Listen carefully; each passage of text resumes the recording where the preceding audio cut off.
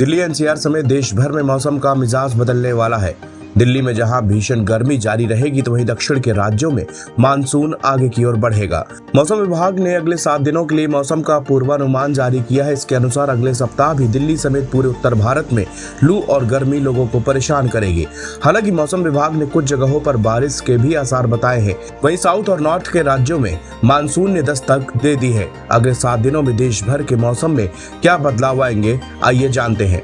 IMD के मुताबिक अगले सप्ताह अधिकांश पश्चिमी राजस्थान, मध्य प्रदेश के कुछ हिस्सों में, पूर्वी मध्य प्रदेश, पूर्वी उत्तर प्रदेश, झारखंड, ओडिशा के कुछ इलाकों में, पश्चिमी उत्तर प्रदेश, विदर्भ के कई इलाकों में तापमान 42 से 46 डिग्री के बीच रहने की संभावना है।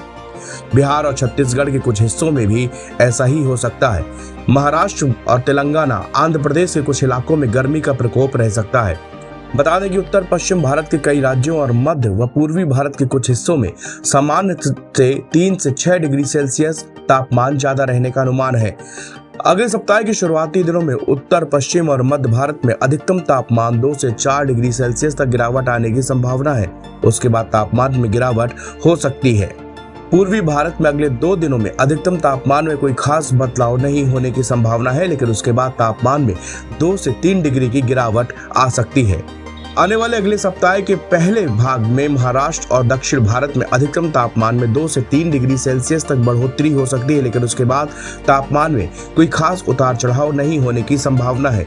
देश के बाकी हिस्सों में अधिकतम तापमान में कोई खास बदलाव नहीं होगा। हालांकि कुछ इलाकों को छोड़कर उत्तर पश्चिम और मध्य भारत में आज यानी कि 31 मई 2024 से लू की स्थिति में धीरे धीरे कमी आने की संभावना है।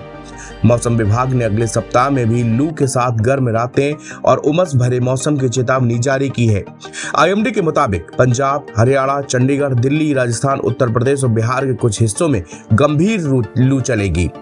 झारखंड, ओडिशा के कुछ इलाकों में 31 मई से धीरे धीरे स्थिति में सुधार होगा। हालांकि 1 जून 2024 तक कुछ इलाकों में लू का प्रकोप बना रह सकता है।